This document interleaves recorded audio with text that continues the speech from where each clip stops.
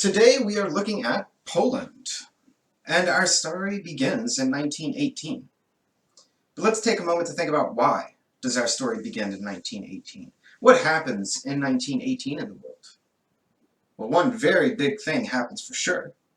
The greatest war the world had ever seen, World War I, ends. The war to end all wars, they thought. But also for Poland, something else happened that was incredible.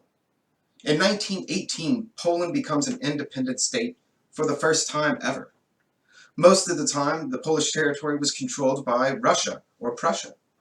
But in 1918, that changes, and we see Poland become, once again, an independent state. So let's think about what the news industry looked like at that point in time in history.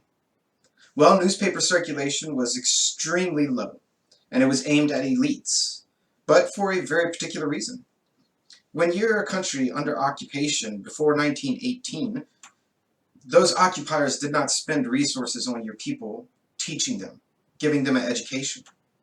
Going into 1918, the majority of the population in Poland did not know how to read.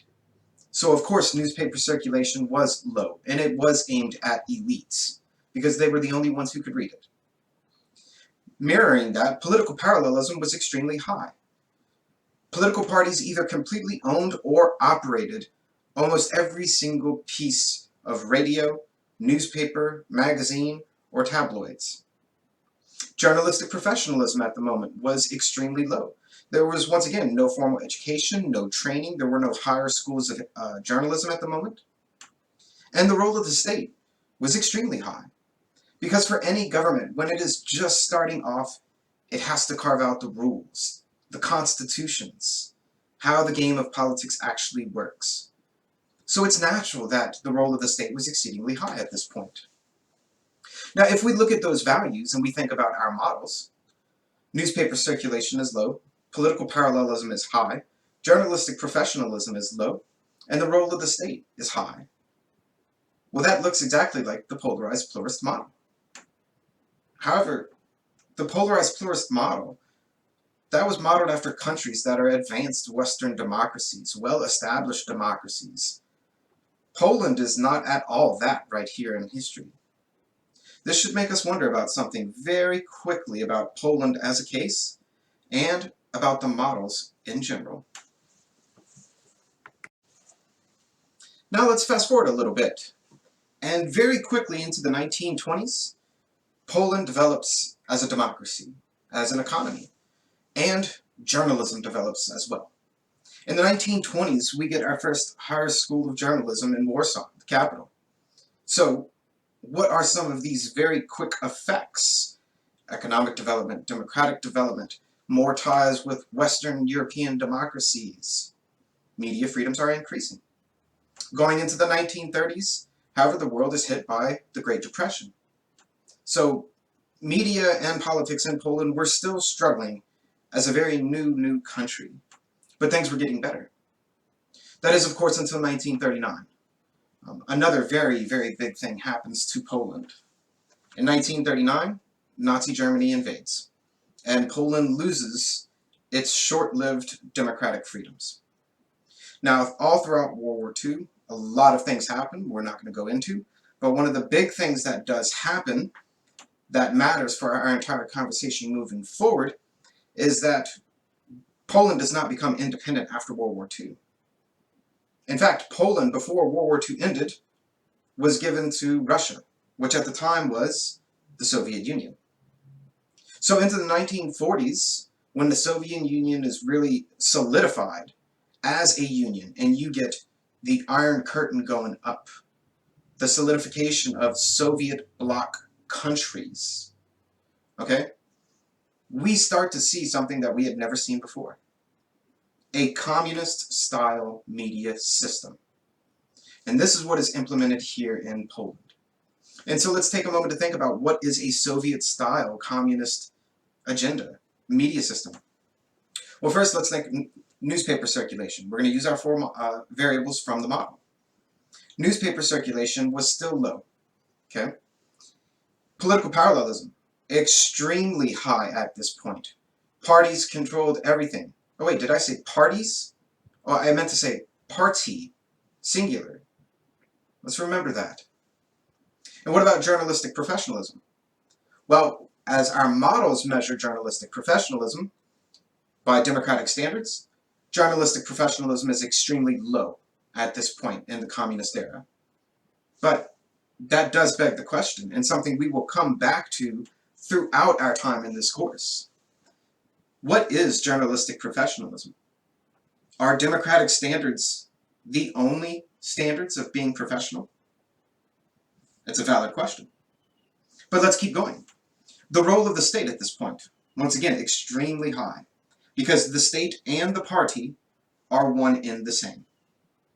So let's look at our four variables and their values. Newspaper circulation low, political parallelism high, journalistic professionalism low, role of the state high.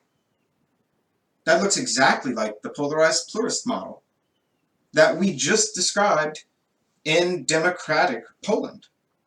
Now we're describing the communist media system of Poland as the polarized pluralist model as well. Red flag should go up right here. We have some things to think about. But let's keep going, because things start to shift after a few decades in Poland. And part of that is because of Poland's geographic location. Poland is right next door to Western Europe. And by the 1970s, the EU really had its beginnings as a block of democratic countries. And media broadcast, be it radio or television, quite often leaked over into Polish borders. So, unlike many other Soviet satellite countries, people in Poland had access, some of them in the western portion of the country, to Western democratic media. Also, Poland, their citizens were able to go to Western European countries and come back, something that other Soviet satellite countries did not have the luxury of. In short, Poland was more liberal of a system, they were freer than any other Soviet satellite bloc country. All right, and that's a big deal. That's huge. And it's something that really goes on into the 1980s whenever we start to see privatization take place. Right, remember, communist countries, government generally controls everything, especially media. But in Poland, we start to see private companies come about. We even start to see an opposition media come about. And all of this is bringing us to 1989, where we'll pick up in just a second. So in 1989, the Berlin Wall falls. Now, as a quick note, many people think in 1989, when the Berlin Wall falls, that's the end of the Soviet Union. That is not true. The Soviet Union in Russia did not dissolve until 1991. Okay? Now, in 1899, the Berlin Wall, that's the symbol of the crumbling of the entire Union. And in 1989 is when Poland starts moving towards its own independence as well. So what happens for Poland whenever they start to become independent and they start to become democratic? Well, when that happens, the markets are open for business. And in our case, for our importance, media markets become open to foreign companies. And we see a slew of foreign companies rush into Poland and try to set up shop. Now why? Why would they do this? Money. Poland is a new market that previously the companies did not have access to. But now they do. So they run in. Now Poland very quickly creates the 1992 Broadcast Act. And one of the major components of it, which is one of the two structural changes we're going to talk about, one of the big components of it is that foreign companies, when they come into Poland, only 49% of their shareholders can be foreign. 51% of the shareholders have to be Polish. Why would you put such a law into practice? Let's remember, Poland before this was only an independent democratic country from 1918 to 1939. All throughout history before and after that, they were occupied. The last thing Polish people wanted, and the Polish government wanted, when they gained independence, was for foreign media companies to come in and own their news narrative, which had traditionally been controlled by foreigners anyway. So this law was implemented to try and keep that from happening. Now, the other big structural change that we see is that media diversification takes place. And the big one is that TV becomes the dominant medium in Poland. And this is still true today. Okay? So why is that a big deal? Well, one, it means newspaper industry never comes back, right? Which basically means in Poland, newspapers really were never a big cultural thing in comparison to a lot of other European countries. So let's think about our four variables, starting with that. Newspaper circulation still remains low even after independence and diversification. Political parallelism. Generally speaking, it is low in the private sector, but it is high in the public sector. Public means government-owned, operated, or subsidized. All right, let's think about that and keep it in our back of our head because that conversation becomes important in a very quick moment. Journalistic professionalism. Generally speaking, in private industries at this time in the 1990s and moving towards the 2000s, really high, except for in public broadcast, which when we go to role of the state in public broadcasting is extremely high. There is not journalistic independence in public broadcasting. However, role of the state in private media corporations at this time in the 90s and early 2000s, relatively low. So we see something interesting here in Poland that we haven't seen or talked about yet. That our models are being split, our variables are being split between public versus private media within the same country. This is something interesting that we will need to think about more and the implications of it. All right, let's keep going with our theme of public versus private and think about if that holds up to today. But towards the end of our textbook, when it was printed, things in Poland were newspaper circulation low. Political parallelism in the state was high, but in private was low. Journalistic professionalism was low in public, but also towards the end of the book, low in private corporations. But for a very particular reason, and for a practice that we have seen not just in Poland, but started going around the world. The practice of continually hiring new journalists and letting more experienced journalists go in order to keep costs down. Because if you're a more experienced journalist, if you're more well-known, you have a better reputation, you're number one, you're going to get paid more likely. And number two, you're also going to have some kind of editorial independence in what you write and how you write. So the fact that you're hiring new journalists all the time, these journalists are happy to have a job, number one. And number two, because they have that job, they're more likely to fall in line with what you tell them to write and how to write. So journalistic professionalism low at this point for that reason, but some other reasons we're going to talk about too soon. And in the role of the state, at this point at the end of the textbook, generally speaking, it's high in public sector, but it is low in the private sector.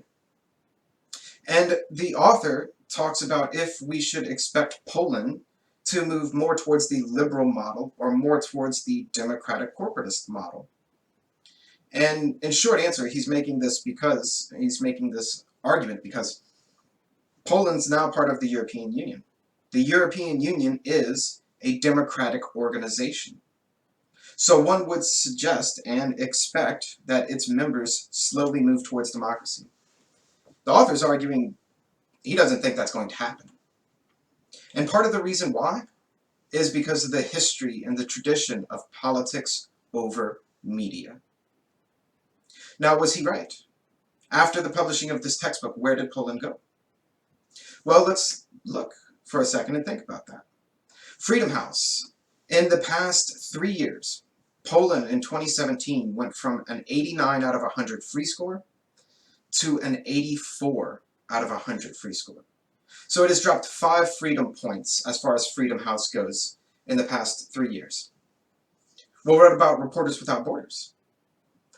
Reporters Without Borders used to rank them last year as number 59. This year, they're number 62. They've dropped 3 places in media freedoms. Why is this? Part of this is pretty easily explained when you look at the internal politics of Poland right now at the moment. And in 2015, a nationalist party that leans more to the right, called the Law and Justice Party, won parliamentary elections and took over government. Since then, they have filled most public media positions with their own party's people. So meaning, just like at the end of the textbook, they are politicizing public media. But that's long tradition, okay? Nothing new about that. But also what we have seen is that the Law and Justice Party has really gone ahead and taken away a lot of judicial independence in the country. Now, what do we mean by judicial independence? Judicial independence is the idea that the judiciary is independent from, one, political biases, and two, partisan influence from other branches. Now the Law and Justice Party has appointed a lot of law and justice justices, and they have also criminalized defamation. Now, defamation cases in many places, they're just a civil suit. If you defame someone in media, you can have a lawsuit brought up against you. In Poland, defamation cases now, journalists can serve up to 1 year in prison for defaming someone. So even the idea of possibly having a defamation case brought against you as a journalist, this is a big deal. This is really being used as a scare tactic to increase self-censorship and to increase censorship of criticism of the government. We're going to see in so many of our cases that different governments use different tactics to try to increase self-censorship. Because getting your public to self-censor themselves is far easier than trying to stop them after the fact of them publishing something you don't like. The European Union, what has been their stance on this? Have they just said nothing, done nothing? No, the European Union has been quite vocal about the Law and Justice Party and what they're doing in the judiciary and in media. And there are possible sanctions that will be levied against Poland by the EU. But the real question is, for us, for the forums, looking forward, will Poland, being part of the EU, move back towards being more democratic? Or will the trends and predictions that our author from our chapter has made continue? Write in, let me know. I'm going to be happy to talk about this with you.